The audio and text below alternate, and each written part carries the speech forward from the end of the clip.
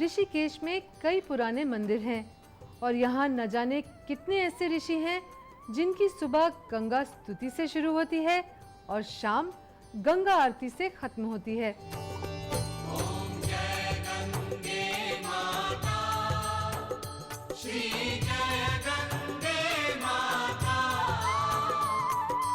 जो नर तुझको ध्याता, जो नर तुझको ध्याता, मन वांछित फल पाता।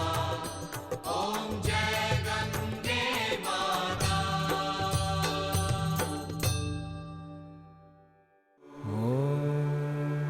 ओंकार रूपिण्यै नमः।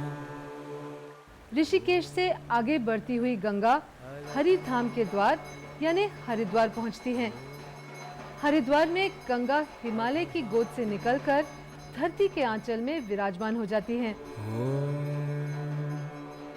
हरिद्वार भारत के उन 4 पवित्र स्थानों में से एक है जहां अवधिबद्ध ढंग से हर 6 साल पर अर्धकुंभ और हर 12 साल पर पूर्ण कुंभ मेला लगता है।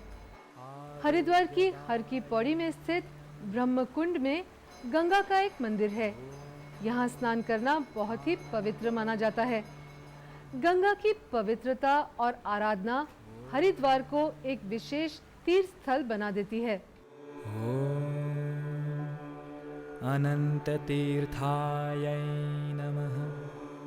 हरिद्वार से आगे बढ़ती हुई गंगा कानपुर होते हुए प्रयाग यानी इलाहाबाद पहुंचती है, जहां भारत की 2 और पवित्र नदियां यमुना और सरस्वती इनसे आकर मिलती हैं।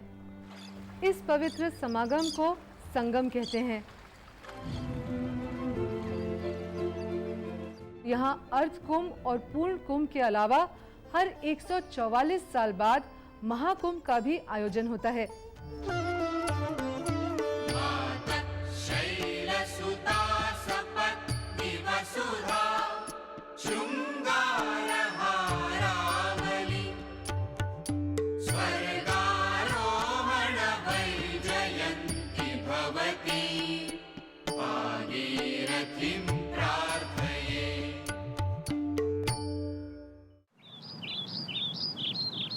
मृत्यु देवता यानी यम की बहन यमुना और विद्या की देवी सरस्वती को अपनी बाहों में समेटे गंगा शिव की नगरी काशी पहुंचती है।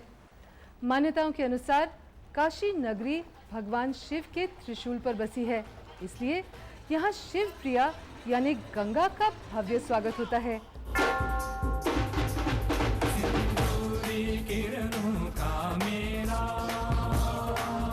अति सुंदर प्रातः की बेला, अमृत से भी निर्मल निर्मल, पावन पावन गंगा का जल, यहाँ भक्ति में डूबी सुबह शाम, इस नगरी को मेरा प्रणाम।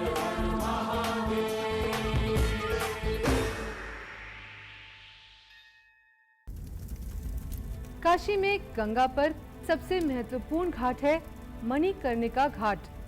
ऐसा माना जाता है कि अगर यहाँ किसी का अंतिम संस्कार किया जाए तो उससे स्वर्ग की प्राप्ति होती है।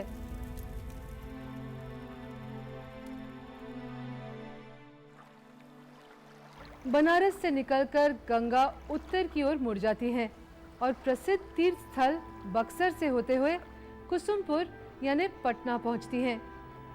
पटना में गंगा के घाटों पर हर साल दीपावली पर्व के 6 दिन बाद छठ पर्व का भव्य आयोजन होता है।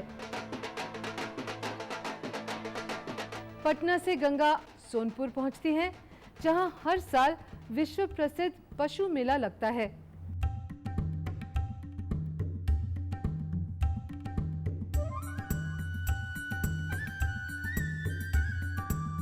सोनपुर से आगे बढ़ते हुए गंगा काली की नगरी कालीकट यानी कोलकाता पहुंचती हैं। यहाँ ये हुगली के नाम से प्रसिद्ध हैं। यहाँ से गंगा बंगाल में आगे बढ़ती हुई दक्षिणेश्वर पहुंचती है। दक्षिणेश्वर में काली का एक विशाल मंदिर है और ये स्वामी रामकृष्ण परमहंस का साधना स्थल भी है। दक्षिणेश्वर से निकलकर गंगा कई भागों में बढ़ती हुई धरती लोक पर अपनी ऐतिहासिक यात्रा के आखिरी पड़ाव गंगा सागर पहुंच जाती हैं। गंगा सागर वही जगह है जहां मां गंगा ने भागीरथ के पूर्वजों का उद्धार किया था। लोगों के लिए ये जगह श्रद्धा का सागर है। मकर संक्रांति के दिन गंगा सागर में करोड़ों लोग स्नान करते हैं। ऐसा माना जाता है कि यहाँ स्नान करने वाले श्रद्धालुओं का दामन देव आशीर्वाद से परिपूर्ण हो जाता है। तभी तो कहा गया है कि सभी तीर्थ बार बार, गंगा सागर एक बार। गोविंदेति सदा ध्यानम्, गोविंदेति सदा ध्यानम्।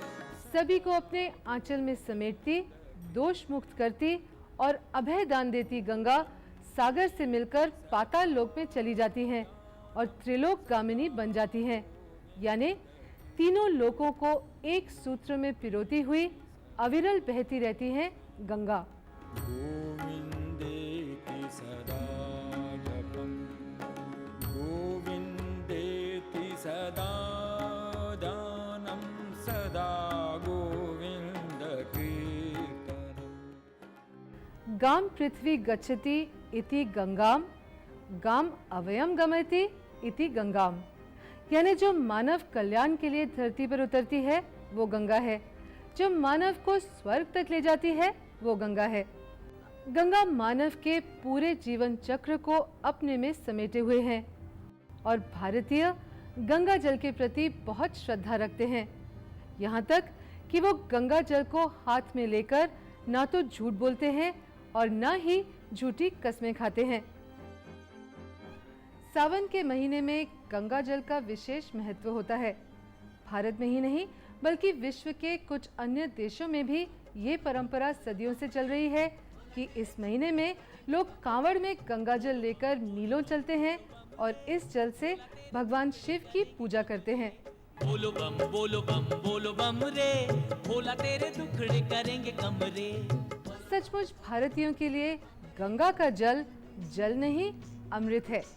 गंगा तेरा पानी अमृत झरझर बहता जाए, युग युग से इस देश की धरती तुझसे जीवन पाए। गंगा तेरा पानी अमृत। ऐसा माना जाता है कि गंगा जल पीने से शरीर की प्रतिरोधक क्षमता बढ़ती है।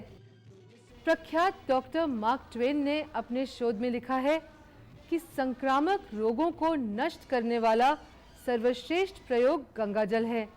महान भारतीय वैद्य चरक ने लिखा था कि हिमालय से निकलने के कारण गंगा जल पथ्य है। गंगा जल के बारे में एक आश्चर्यजनक वैज्ञानिक तथ्य ये भी है कि गंगा जल कभी खराब नहीं होता, न रंग बदलता है, न गंध आती है और न ही इसमें किसी भी प्रकार के कीटाणुओं को आश्रय मिलता है। आर्थिक दृष्टि से देखा जाए तो आज गंगा तट पर भारत के 55 करोड़ आबादी बसती है और इसके किनारे 250 छोटे बड़े शहर हैं। गंगा के पानी से सींचे गए अन्न से 60 करोड़ लोगों की भूख मिटती है और इसके पानी से लगभग 75 करोड़ लोगों की प्यास बुझती है।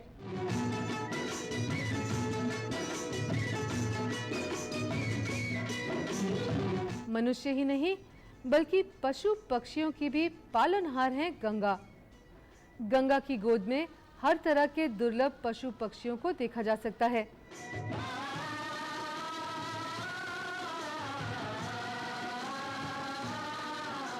गंगा अवतरण से लेकर सागर मिलन तक गंगा और सोस यानी रिवर डॉल्फिन में बड़ा ही गहरा संबंध है। पौराणिक कथाओं के अनुसार भगवान शिव ने सोस को मैदानी इलाके में गंगा को साफ रखने के लिए ही भेजा था। आज वैज्ञानिक भी ये मानते हैं कि गंगा में सोस की उपस्थिति इसे साफ रखने में काफी सहायक है और ये सोस ही है जो गंगा के पानी को सड़ने से बचाती है। गूंज रही है तेरे तट पर नवजीवन की सरगम, तू नदियों का संगम करती हम खेतों का संगम, यही वो संगम है जो दिल का दिल से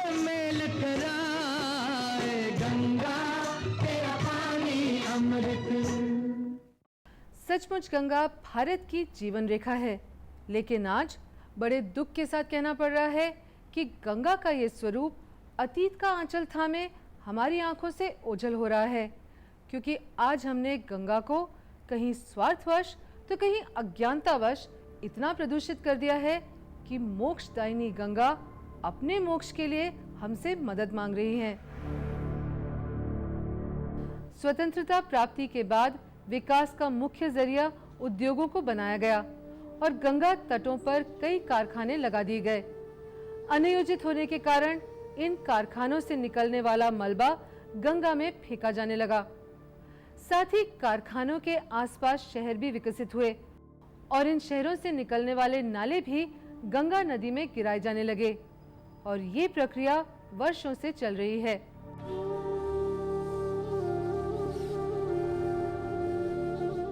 आज करीब 70 करोड़ लीटर प्रदूषित पानी हर दिन गंगा में गिराया जा रहा है। इसके अलावा उद्योगों और कृषि क्षेत्र के रासायनिक और जैविक अवशेष भी भारी मात्रा में गंगा में बहाए जा रहे हैं।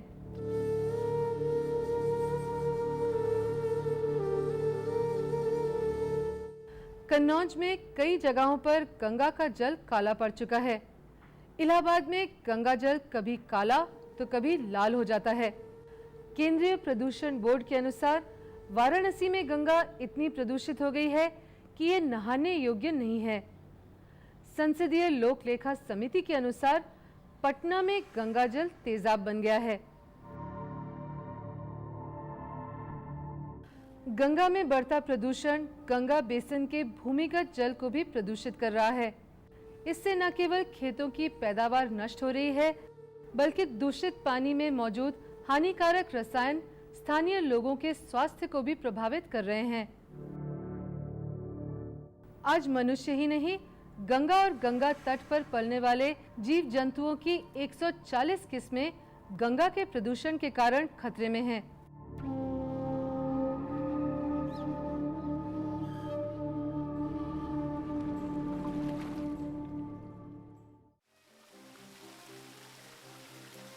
अरहनेज बहती गंगा के पांव को भी बेड़ियों में जकड़ा जा रहा है।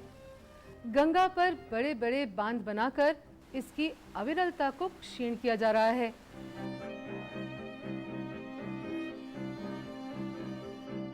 वैज्ञानिकों की माने तो गंगा की अविरलता में ही इसकी शुद्धता और पवित्रता समाहित है। गंगा की धारा में दो गतियां होती हैं, एक क्षैतिज और दूसरी ऊर्ध्वाधर। क्षैतिज गति गंगा के प्रवाह को संचालित करती है। अपनी ऊर्ध्वाधर गति के कारण गंगा की धारा सतह से ऑक्सीजन और सूर्य की किरणों को समेटकर भीतर ले जाती है और अपने आप को शुद्ध कर लेती है। क्षैतिज गति और ऊर्ध्वाधर गति में बहुत ही गहरा संबंध होता है।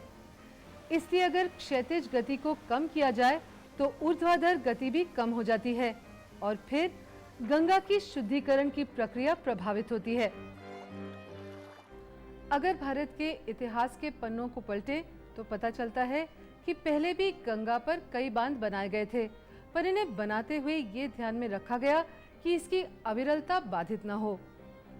जब मौर्य शासकों ने गंगा पर बांध बनाकर नहर निकालने की बात सोची थी, तब गंगा शुद्धिकरण का प्रश्न महान अर्थशास्त्री और मौर्य के महामंत्री चाणक्य ने उठाया था।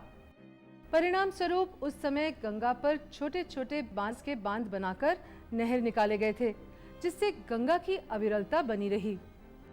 1854 में अंग्रेजों ने पहली बार हरिद्वार के पास इंजीनियर वीटी कॉटले के नेतृत्व में एक बांध बनाया था और कॉटले ने गंगा की एक धारा को अविरल बहने दिया। इसे लोग रामधारा के नाम से जानते हैं। 1916 में भी अंग्रेजों ने पंडित मदन मोहन मालवीय के आग्रह को ध्यान में रखते हुए हरिद्वार के पास गंगा पर एक छोटा सा बांध बनाया, जिससे गंगा के बहाव में रुकावट न आए। लेकिन स्वतंत्रता प्राप्ति के बाद कई बांध और जल विद्युत परियोजनाएं ऐसी बनी जिनसे गंगा की अविरलता प्रभावित हो रही है। इनके बनने से गंगा का गंगत्व लगभग समाप्त हो गया है। एक अनुमान